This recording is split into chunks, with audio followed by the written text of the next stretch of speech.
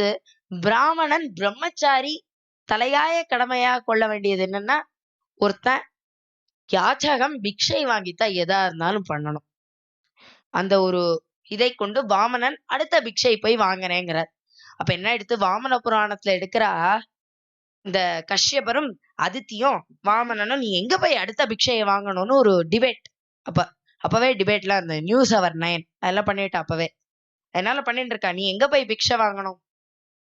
கஷ்யபர் சொன்னாராம், நீ ஒரு உயர்ந்த ரிஷி கிட்ட போய் வாங்கு, வசிஷ்டர் வாமதேவர் போன்ற ரிஷிகள்கிட்ட போய் வாங்கணும், அது உனக்கு பெருமை.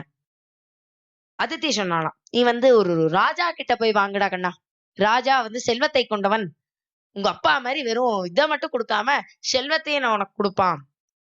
அப்ப இவர் வாமனன் சொல்லிட்டார், எனக்கு செல்வமும் வேண்டாம் அரிசியும் வேண்டாம், அருள் போறோம்.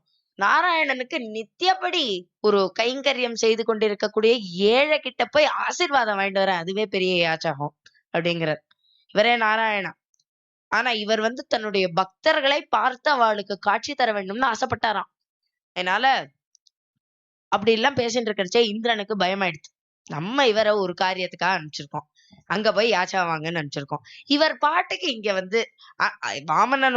வாமனன் நினைச்சுன்னு பிறந்ததே அதுக்காக தான். ஆனா அவருக்கு ஒரு ரிஷியின் வீட்டில் பிராமணனாய் வளர்ந்ததால் அந்த எண்ணங்கள் போய் ஒரு நித்திய பக்தி விட்டதாம், அவருக்கே அவர் மேல வந்துட்டான். அதனால செல்ஃப் லவ்ங்கிற கான்செப்ட முதல்ல இன்ட்ரடியூஸ் பண்ணதே அவர் தான். அதனால அந்த வாமனன் போய் யாச்சா நான் இங்க வாங்குறேன்னு இந்திரன் ஓடி வந்தானாம். பூனலுக்கே வராத இந்திரன் பூனல் போட்டு வச்ச இடத்துல அவனை பத்தி ஒரு ஸ்லோகம் எடுக்கல. அங்க கூட வராதவன் இங்க எப்படி வந்தானா, ஐராவதத்தின் மேலேயே தன்னுடைய தேவியான சச்சி தேவியான இந்திராணி கூட ஓடி வந்தானா. வந்தோடனே வாமனர் என்ன பண்ணார், அவன் காலில் விழுந்து ஆசீர்வாதம் வாங்கிட்டார்.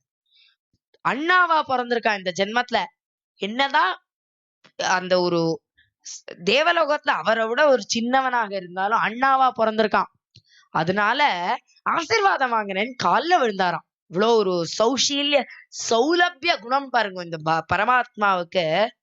இந்திரன் என்ன ஆயிட்டானா, இவருக்கு ஆசீர்வாதம் பண்ணல, சச்சி தேவியோட தன்னுடைய மானசீக ரூபத்துல வைகுண்டத்துல படுத்துட்டு இருக்கக்கூடிய பகவானுக்கு நமஸ்காரம் பண்ணானாம். அதனால இப்படி அவ பக்தியை காட்டினா.